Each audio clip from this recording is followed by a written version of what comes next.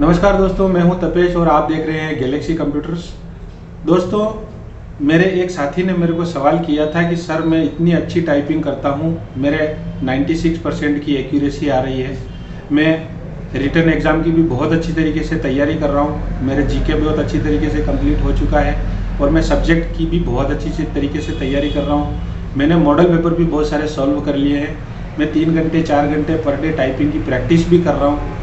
मैंने खुद ने देखा है उस बंदे की जो टाइपिंग की स्पीड है वो लगभग 50-52 के आसपास अभी रनिंग में उसकी आ रही है। लेकिन उसने मुझसे सवाल किया कि सर मैं पास होऊंगा कि नहीं होऊंगा। तो दोस्तों, ये जो सवाल उसके मन में आया है, तब मैंने सोचा है कि मेरे जितने भी सब्सक्राइबर हैं और जो लोग मेरा वीडियो देखते हैं, निश्चित रूप से ये सवाल उनके मन में भी आया होगा कि हम पास होंगे कि नहीं होंगे। हम मेहनत बहुत अच्छी तरीके से कर रहे हैं, हम टाइपिंग की स्पीड बढ़ाने का दिन रात प्रयास कर रहे हैं। आप मेरे वीडियो भी खूब सारे देख रहे हो, मोटिवेशन भी आपको बहुत अच्छा मिल रहा है। लेकिन आपके मन में एक सवाल हमेशा से आता होगा कि हम पास होंगे कि नहीं होंगे। तो दोस्तों, आप अंतर्मन से, अपने अंतर्मन से ये सवाल खुद पूछिएगा कि आप पास होंगे या नहीं होंगे। जवाब आपको मिल जाएगा। अब रही बात जवाब आपको मैं तो ये सोचता हूँ कि आपको जवाब मिल गया कि आप पास नहीं होंगे, और कईयों को ये भी जवाब मिल गया कि वो पास हो जाएंगे। लेकिन जो पास होने का जवाब मिल रहा है, उन लोगों को ओवर एक्साइटेड नहीं होना है, पहली बात। दूसरी बात कि जो लोग, उनके अंतर मन से जो आवाज़ आई है और उसमें उन्होंने सोचा है कि हम पास नहीं होंगे, तब भी दोस्तों आपको घबराना नहीं है। जो पास होने की कैटेगरी में है उनको तो घबराना ज़्यादा ज़रूरी है, मैं अपने वीडियो में आगे बताऊंगा। लेकिन जिनके मन में ये सवाल आया है कि जो पास नहीं होंगे, तो दोस्तों घबराना दोनों ही कंडीशन में नहीं है। पहली कंडीशन आपकी क्या है? अगर आपके अंतर मन से आवाज़ आ रही है कि आप टाइपिंग टेस्ट में पास हो जाएंगे या परीक्षा में पास हो जाएंगे, आपकी नौकरी लग जाएगी, ठीक है, बहुत अच्छी बात है।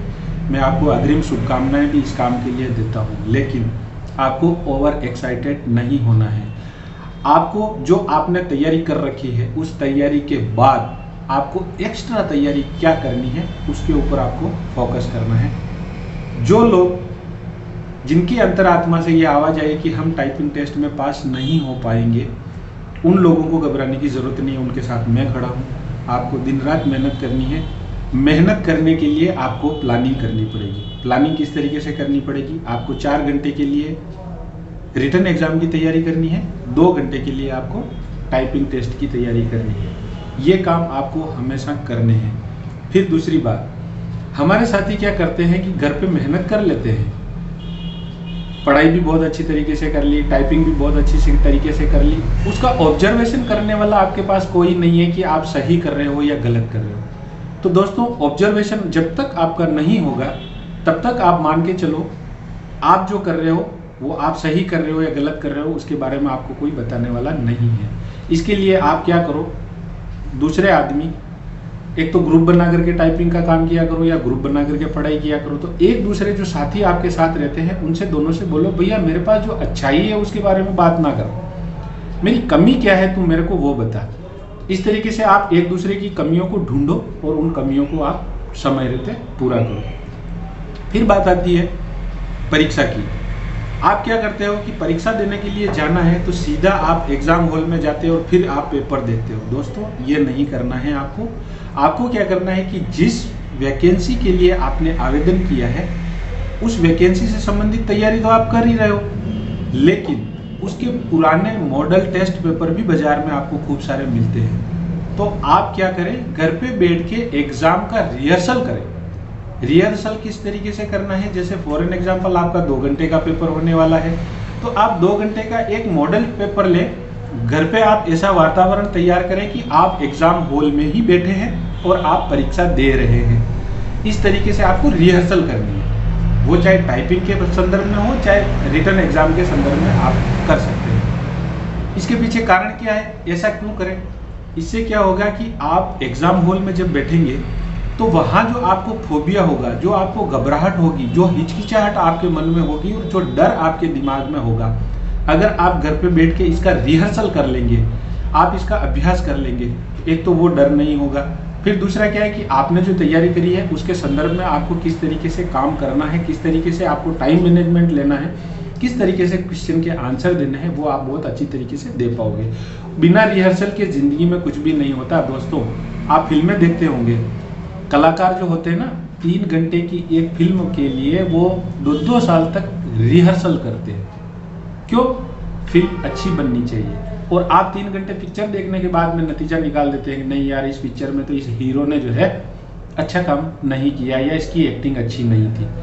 तो अगर आप ये उसका एनालिसिस कर सकते हैं तो आप निश्चित रूप से मान के चलिए कि उस हीरो ने उस रोल के लिए अच्छी तरीके से रिहर्सल नहीं की, इसलिए आपने 3 घंटे के अंदर उस फिल्म को हिट था या डाउन हो गई, उसके बारे में आप निर्णय ले लेते हैं। दोस्तों, ये आपकी ज़िंदगी का निर्णय है। आपको मेहनत करनी है, रिहर्सल करनी है बार बार। आपको टाइपिंग के लिए भी रिहर्सल करनी है। घर में आप कंप्यूटर लगा लीजिएगा, टाइम मैनेजमेंट फिक्स कर लीजिएगा, भाई मेरे को 15 मिनट का मैटर है और मेरे को इतनी स्पीड लानी है, इसमें इतनी एक्यूरेसी मेरे को मेंटेन करनी है। इसके लिए आपको क्या है कि India typing online typing test आप दे सकते हैं, वो चाहे हिंदी में हो चाहे इंग्लिश में हो, या सोनी टाइपिंग ट्यूटर जो मैं बार बार आपको जिक्र करता रहता हूँ, सोनी टाइपिंग में आप इस तरीके का अभ्यास करते रहें। इससे क्या होगा कि आपको टाइपिंग टेस्ट किस तरीके से देना है, इसकी आपकी हिचकिचाहट जो है वो खत्म हो जाएगी, आपका डर खत्म हो जाएगा और आप एग्ज़ाम हॉल में बैठ के बहुत अच्छी तरीके से आप इस तरीके से काम कर सकते हैं। फिर बात आती है, आप लोग सोच रहे होंगे कि बोले यार सर आप ये क्या बात कर रहे हैं, ऐसा कैसे हो सकता है कि हमारे मन में जो सवाल आएगा। निश्चित रूप से दोस्तों, सही काम और गलत काम जो होते हैं उसके पीछे एक ही लॉजिक काम करता है, आपकी अंतर आत्मा।